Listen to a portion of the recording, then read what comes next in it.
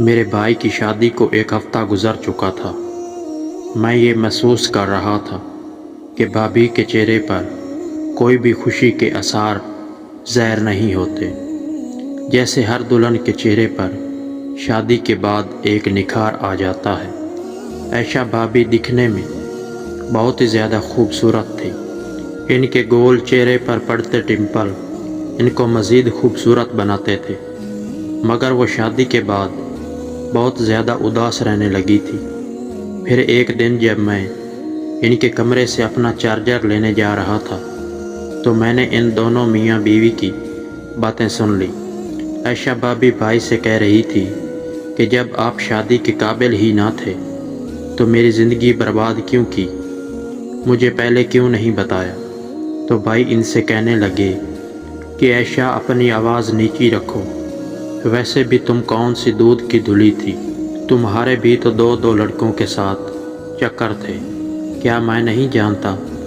پھر بھی میں نے تمہیں اپنایا، اپنے گھر کی عزت بنایا، اپنا نام دیا، نکاح جیسے پاک رشتے میں تمہیں اپنایا، تمہاری ماں کی عمر بھر کی ذمہ داری بھی قبول کی۔ تو عائشہ ان سے کہنے لگی کہ ہاں، مجھے تم سے شادی کرنی ہی نہیں چاہیے، کاش کہ مجھے پہلے پتہ ہوتا کہ تم شادی کرنے کے لائق ہی نہیں ہو۔ یہ بات سنتے ہی میرا دل زور زور سے دھڑکنے لگا۔ تبھی عائشہ کی نظر مجھ پر پڑی، وہ بری طرح سے چونک گئی اور میں بھی جلدی سے وہاں سے چل آیا، مگر بھائی نے مجھے نہیں دیکھا تھا۔ پھر کچھ دن یوں ہی گزر گئے۔ عائشہ کا چہرہ ویسے ہی اترا ہوا تھا۔ میں اپنے کمرے میں بیٹھا پڑھائی کر رہا تھا جب عائشہ میرے پاس کھانا لے کر آئی اور وہیں پر بیٹھ گئی۔ عائشہ نے آج ریڈ کلر کی فراق پہنی ہوئی تھی اور اس پر ایک ٹائٹ پاجامہ پہنا ہوا تھا۔ وہ بلا کی حسین خوبصورت لگ رہی تھی۔ میں پیروں سے لے کر سر تک ایک نظر اسے دیکھنے لگا، پھر میں نے اپنی نظریں کتاب پر لگا دی تو عائشہ مجھے کہنے لگی کہ سعید، مجھے تم سے کچھ ضروری بات کرنی ہے۔ پھر میں انہیں کہنے لگا کہ جی بھابھی بولیں، کیا بات ہے؟ تو وہ مجھ سے کہنے لگی کہ سعید، تم تو ہماری باتیں سن چکے ہو، اب تم سے کیا چھپانا؟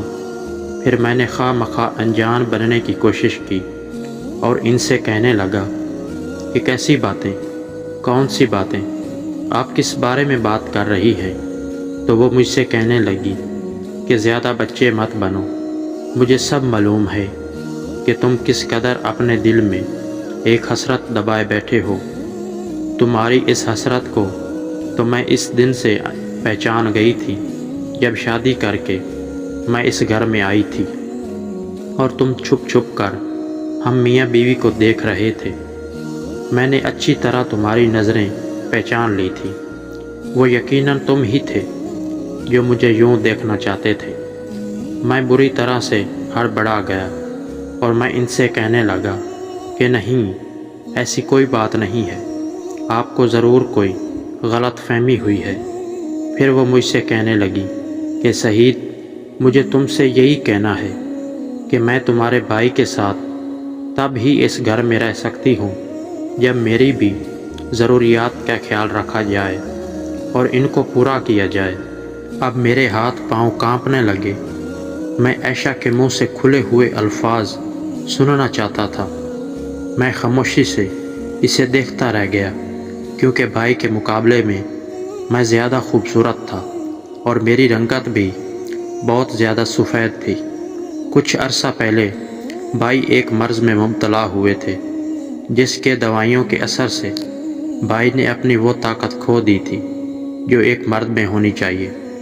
ہم نے سوچا تھا کہ جلد اپنے بھائی کا گھر بسا لیں گے اور اس کی شادی کروا لیں گے، اس سے پہلے کہ خاندان میں یہ بات عام ہو جائے کہ بھائی دن بدن کمزور ہوتے جا رہے ہیں۔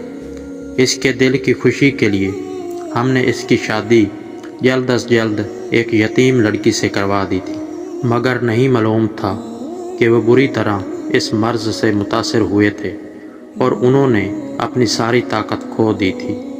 اب جس چیز کی ضرورت تھی وہ چیز میرے بھائی کے بس میں نہیں تھی اور بھابھی تو بہت زیادہ اس کی طلبگار تھی۔ پھر میں بھابھی سے نظریں چرانے لگا، کیونکہ میں اس بات سے پہلے ہی واقف تھا کہ بھائی بھابھی کے قابل نہیں ہے۔ اب بھابھی کے آنسو گرنے لگے تھے۔ پھر میں جلدی سے اٹھا اور ان کے ساتھ بیڈ پر بیٹھ کر ان سے کہنے لگا کہ بھابھی، میں آپ کی کیا مدد کر سکتا ہوں؟ تو بھابھی نے میرا کالر سیٹ کر کے کہا کہ تم مجھے بہت سمجھدار لگتے ہو، تم سے اتنی نادانی والے سوال کی مجھے امید نہیں تھی۔ پھر وہ اٹھ کر باہر چلی گئی اور میں انہیں جاتا ہوا دیکھتا رہ گیا۔ مجھے سمجھ نہیں آ رہی تھی کہ میں بھابھی کو کیا جواب دوں۔ بھابھی نے صحیح کہا تھا، میں اتنا بھی نادان نہیں ہوں، مگر مجھے سمجھ نہیں آ رہی تھی کہ اگر میں نے یہ قدم اٹھا لیا تو جب میرے بھائی کو یہ پتہ چلے تو اس کے دل پر کیا گزرے گی۔ وہ تو جیتے جی مر جائیں گے اور مجھے کبھی بھی معاف نہیں کریں گے۔ یہی سب سوچتے ہوئے میں گھر سے باہر نکل آیا اور کافی دیر تک باہر رہا۔ جب رات کو 12 بجے گھر لوٹا تو میں سمجھ گیا تھا کہ سبھی لوگ سو چکے ہیں۔ میں دروازہ بند کر کے سیدھا اپنے کمرے میں چلا آیا اور اپنے بیڈ پر لیٹ گیا۔ میرے کمرے کی لائٹ بند تھی، جسے آن کرنا میں نے ضروری نہیں سمجھا۔ تبھی مجھے اپنے پیچھے سے کسی کا لمس محسوس ہوا، جس نے بڑے پیار سے میری پیٹھ پر ہاتھ پھیرا تھا۔ میں چونک کر اٹھا تو اس نے کس کر مجھے پکڑ لیا۔ میں سمجھ چکا تھا یہ حرکت کس کی ہو سکتی ہے، کیونکہ گھر میں ہم افراد ہی کتنے تھے۔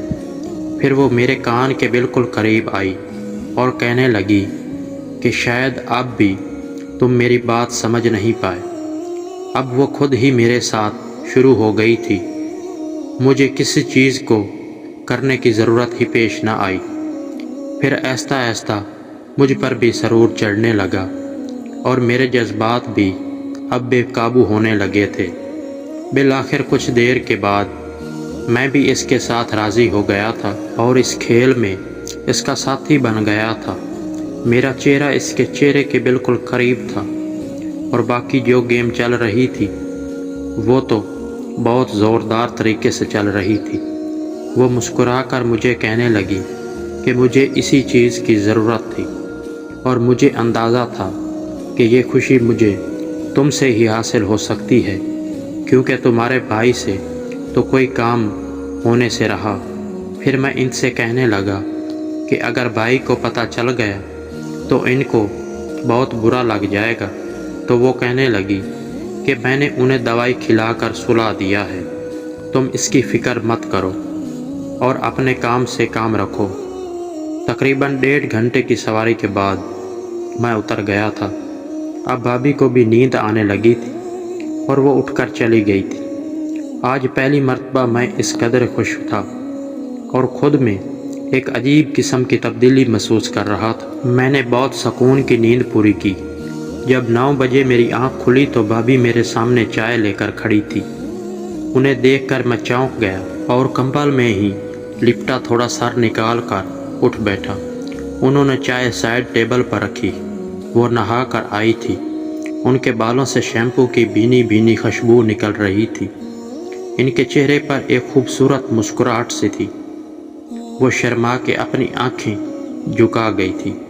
پھر میں نے اس کا ہاتھ پکڑا اور ان سے کہا کہ کہیں ہم دونوں نے کوئی غلطی تو نہیں کر دی۔ تو وہ کہنے لگی، کیسی باتیں کر رہے ہو، ہمارا بھی زندگی پر پورا حق ہے۔ پھر میں نے کھینچ کر ان کو اپنے پاس بٹھا لیا اور ان سے کہنے لگا کہ میں تو سمجھا تھا میری بھابھی بہت سادہ ہے، مگر آپ تو اندر سے جلتے ہوئے انگارے کی طرح ہیں۔ پھر وہ کہنے لگی کہ تم نے ان سلگتے ہوئے انگاروں کو مزید بھڑکا دیا ہے۔ تمہارا خیال تو میرے دل سے نکل ہی نہیں رہا۔ میں نے زندگی میں پہلی مرتبہ اتنا سکون حاصل کیا ہے۔ میں تمہیں بتا نہیں سکتی کہ میں تمہاری کس قدر شکر گزار ہوں۔ ابھی ہم دونوں باتیں کر رہے تھے کہ امی نے بھابھی کو آواز لگائی کہ جلدی آؤ، تمہاری امی کی کال آئی ہے۔ امی کی آواز سن کر ہم دونوں ہی بہت خوفزدہ ہو گئے۔ بھابھی جلدی سے کمرے سے باہر نکل گئی اور میں بھی کالج کے لیے تیار ہو کر کالج چلا گیا۔ آج کا دن میرے لیے جیسے ایک نیا دن تھا۔ مجھے چاروں طرف ایک عجیب سی خوشبو کا احساس ہونے لگا تھا۔ مجھے خود پر پیار آنے لگا تھا۔ جب میں گھر واپس لوٹا تو گھر میں ہر طرف سناٹا تھا، چھایا ہوا تھا۔ امی اپنی دوائی کھا کر سو چکی تھی اور بھائی بھی آفس جا چکے تھے۔ میں اپنے کمرے میں آیا، بیگ رکھا، اس کے بعد کچن میں جا کر کچھ کھانے کے لیے ڈھونڈنے لگا۔ تبھی بھابھی نے آ کر مجھے پیچھے سے پکڑ لیا اور کہنے لگی، جلدی چلو، ایک راؤنڈ لگاتے ہیں، اس سے پہلے کہ تمہارا بھائی گھر آ جائے۔ پھر ہم دونوں جلدی سے بیڈ روم چلے گئے اور بھابھی اور میں نے مل کر خوب ایک دوسرے کو خوشی دی۔ پہلے میں نے بھابھی کے اوپر سواری کی، پھر بھابھی نے میرے اوپر سواری کی۔ یوں ہم دونوں نے اپنے 2 راؤنڈ مکمل کر لیے۔ ہم دونوں ہی آپس میں بہت زیادہ خوش رہنے لگے تھے۔ بھابھی کو کسی بھی چیز کی ضرورت ہوتی تو وہ مجھے بتا دیتی۔ میں اکثر ان کو باہر لے جاتا اور آئس کریم وغیرہ بھی کھلا کر لے آتا۔ وہ نام کے لیے تو بھائی کی بیوی تھی، مگر ان کے سارے حقوق میں ہی ادا کرتا آ رہا تھا، جبکہ بھائی تو صرف اپنا کاروبار سنبھالنے میں مصروف رہ گئے تھے۔ رات کو تھکے ہارے گھر آتے تو دوائی کھا کر سو جاتے۔ پھر ایک دن بھابھی شیشے کے سامنے تیار ہو رہی تھی۔ جب میں ان کے پیچھے جا کر کھڑا ہو گیا اور ان کے گلے میں ایک لاکٹ پہنانے لگا تو اچانک ہی بھائی کمرے میں داخل ہوا۔ انہیں دیکھ کر میں بری طرح سے اچھل کر پیچھے ہوا تو بھائی مسکرا دیا اور کہنے لگا کہ کیا ہوا، مجھے دیکھ کر اتنا خوف زدہ کیوں ہو گئے؟ بھابھی کے چہرے کا رنگ بھی اڑنے لگا۔ پھر بھابھی نے مجھے بیٹھنے کا اشارہ کیا اور خود بھی بیٹھ گئی۔ پھر بھابھی مجھے کہنے لگی کہ میں تم سے کچھ بھی چھپانا نہیں چاہتی، تمہارا بھائی مجھے بے حد پسند کرتا ہے اور اسے شادی کو قائم رکھنا چاہتا ہے۔ میں نے تمہارے بھائی کو ساری سچائی بتا دی ہے کہ جو حقوق میرے وہ ادا نہیں کر پا رہا، وہ میں تم سے حاصل کر رہی ہوں۔ شرم کے مارے میرا سر جھک گیا تھا اور میں زمین میں نظریں گاڑے بیٹھا ہوا تھا۔ پھر میں بھائی سے معذرت کرنے لگا تو بھائی نے کہا کہ مجھے اس چیز پر کوئی بھی اعتراض نہیں ہے، مجھے تم سے کوئی شکایت نہیں ہے، کیونکہ عائشہ ہم دونوں کے لیے خوشی کا باعث بنی ہے اور وہ میرا بہت زیادہ خیال رکھتی ہے اور امی کا بھی خیال کرتی ہے۔ مجھے اس سے بڑھ کر عائشہ سے اور کچھ بھی نہیں چاہیے۔ پیارے ناظرین، اگر آپ کو یہ ہماری ویڈیو پسند آئی ہے تو ویڈیو کو لائک کر دیں۔ ایسی اور ویڈیوز دیکھنے کے لیے ہمارے چینل کو ضرور سبسکرائب کریں اور بیل آئیکن کے بٹن کو ضرور پریس کریں تاکہ ہماری نئی آنے والی ویڈیو کا نوٹیفیکیشن سب سے پہلے آپ کو مل سکے۔